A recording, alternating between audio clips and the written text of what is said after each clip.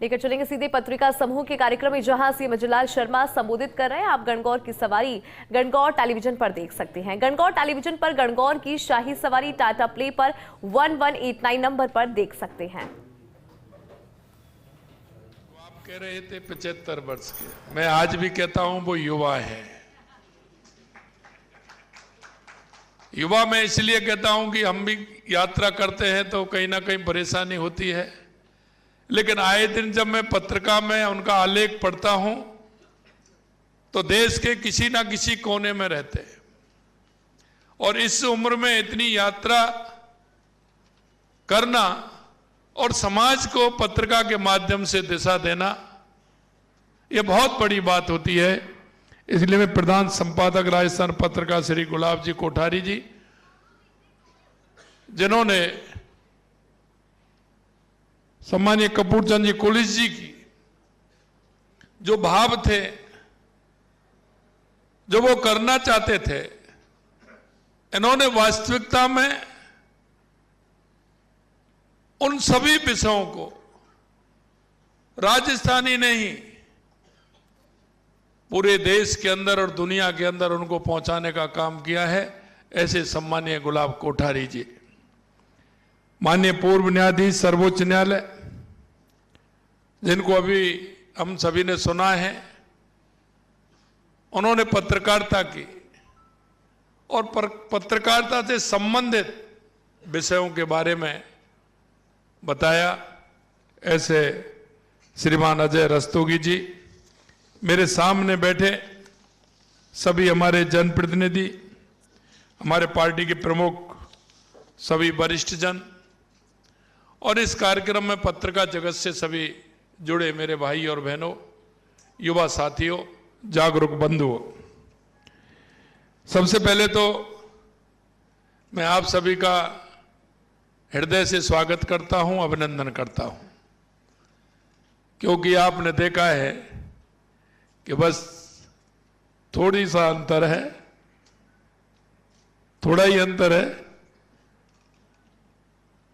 पड़ोसी का भी धर्म मुझे निभाना है, इसलिए पड़ोसी के धर्म के नाते मैं आप सभी का स्वागत और अभिनंदन करता हूं। मित्रों, आज का ये आयोजन एक ऐसे प्रबुद्ध पत्रकार की जन्म शताब्दी महोत्सव के मौके पर किया जा रहा है कि आप सभी ने उनको देखा है अधिकतर, और देखते देखते पत्रिका का आलेख भी आपने पढ़े हैं। उनको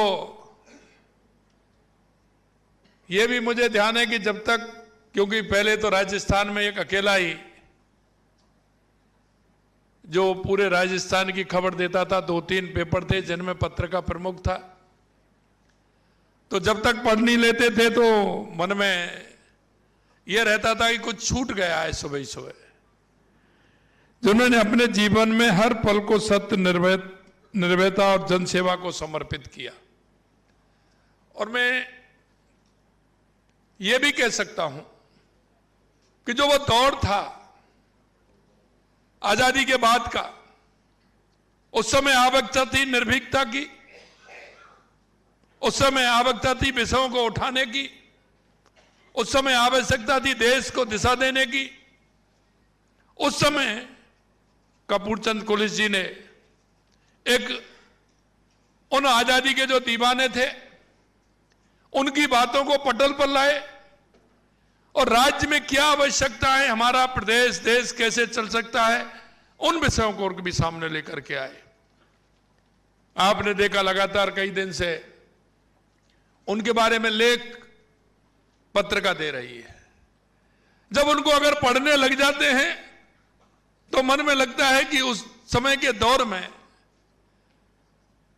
पत्रिका ने और कपूर चंद कुलिस जी ने जो एक दिशा देने का काम किया था, और मैं आज भी कहता हूं कि उसको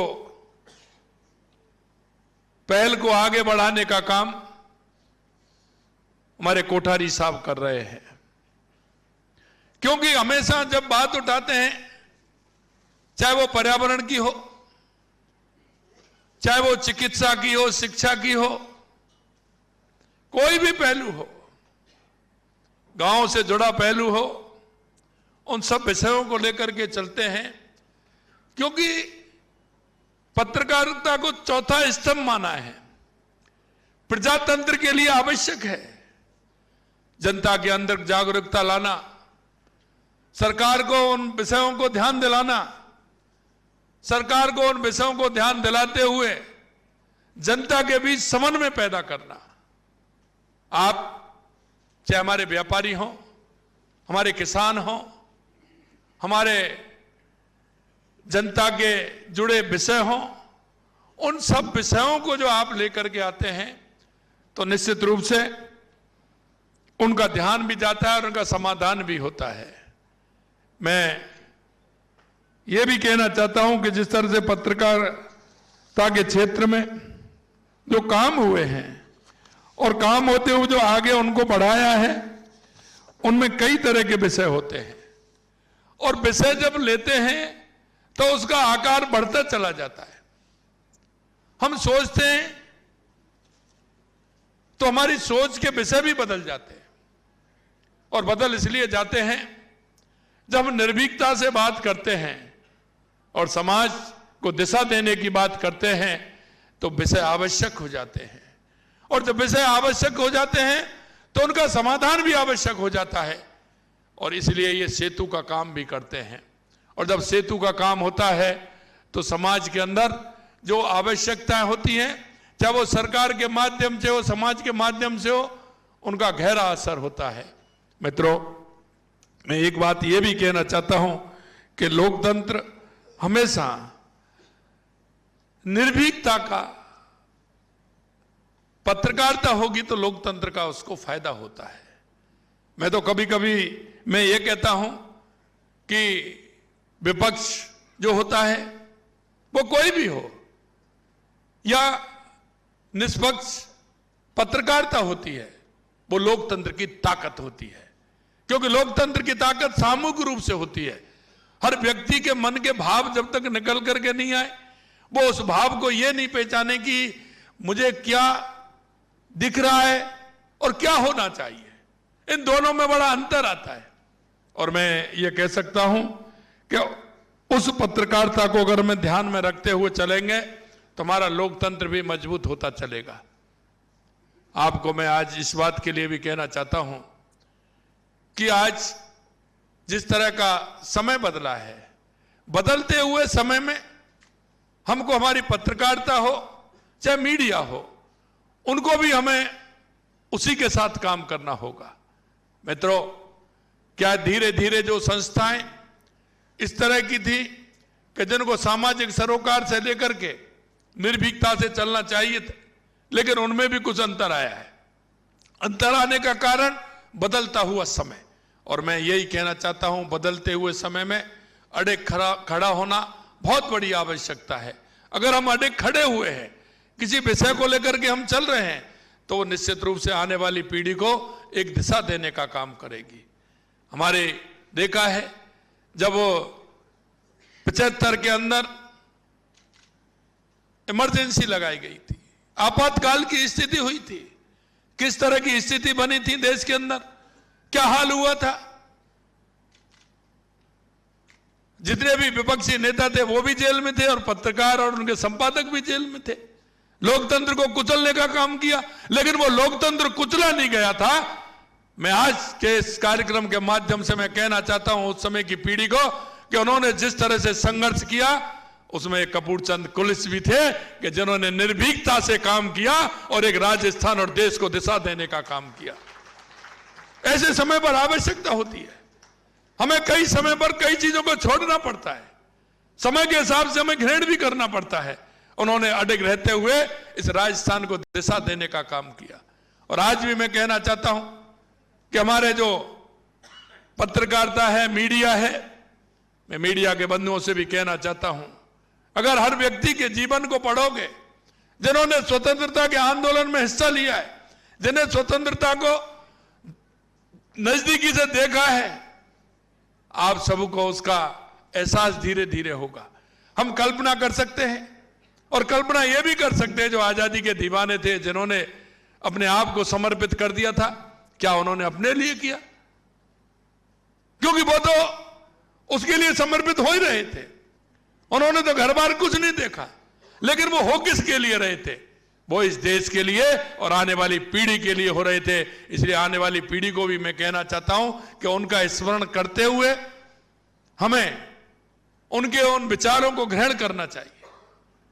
हमें उनके विचारों को ग्रहण करते हुए हमें उनसे सीखना चाहिए। आने वाली पीढ़ी को हम क्या संदेश दे करके जाने, यह हमें करना चाहिए। यह तो चलती हुई दुनिया है, आगे चलती चलेगी, लेकिन प्रेरणा के स्रोत कौन बनेंगे? हम दिशा कैसे दे सकते हैं, यह भी हमें विचार करना पड़ेगा। व्यक्ति किसी भी क्षेत्र में काम करे, क्षेत्र अलग अलग हो सकते हैं, लेकिन उसके विचार और उसका कार्य और उसको कार्य को करना और उसको दिशा देना, यह सभी का काम होता है। आज देश के विकास में हर व्यक्ति की आवश्यकता है। हर व्यक्ति उस आवश्यकता को कैसे समझता है, यह जरूरी नहीं है। हम हमारा काम कर रहे हैं, लेकिन देश को हम विकास के दिशा दे रहे हैं।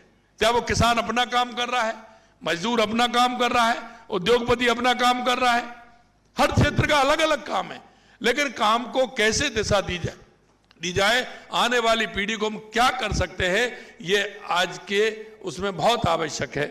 और मैं अंत में कहना चाहता हूं कि जिस तरह से पर्यावरण से लेकर के जल संरक्षण से लेकर के हमेशा उन्होंने उस विषयों को उठाया है, आज उस काम को गुलाब कोठारी जी कर रहे हैं।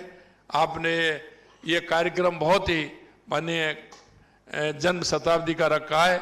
मैं निश्चित रूप से आपको धन्यवाद देना चाहता हूं कि ऐसे हमारे जिन्होंने दिशा देने का काम किया और पत्रकारिता में निर्भीकता का उन्होंने परिचय दिया, काफी लंबे समय तक उन्होंने इस पत्रकारिता को किस तरह से सींचा, हमें उनसे सीखना चाहिए। सीखते हुए हमें आगे बढ़ना चाहिए।